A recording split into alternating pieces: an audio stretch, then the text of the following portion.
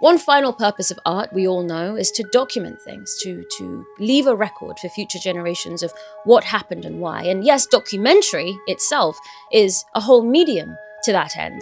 But one might argue that narrative, and any kind of narrative, is the same thing. You don't just want to read diaries from a time period or watch footage from a time period.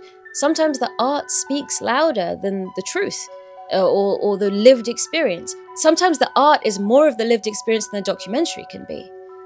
Let me think of an example. What is a movie that is, The Big Short, but we've already talked about The Big Short. Art that is more truthful than the documentary version. The Bear.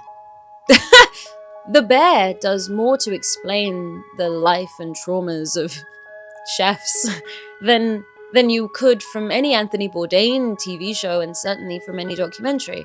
It gets into the deeper why of why people become that way. And that's what narrative can do.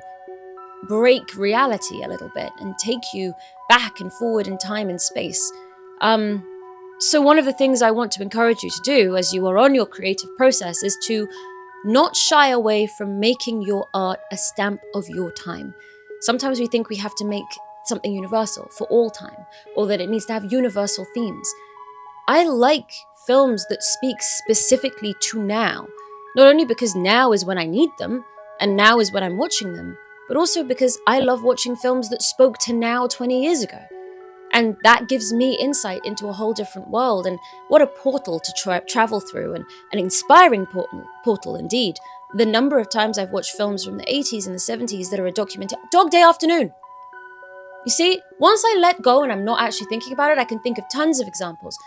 Brilliant films set in time periods I was not a part of that provide me context. Goodfellas, provide me... Taxi Driver, provide me context. King of Comedy. So many of Martin Scorsese's films, they are not universal films. They are very, very, very time-locked. Very time-locked. And they provide me a portal into a time I was not in, to life experiences I did not have, and it's incredibly inspiring to me, and as an artist in so many different ways. And so I encourage you to make art that is a documentation of your time, and it does not have to be a documentary to do so.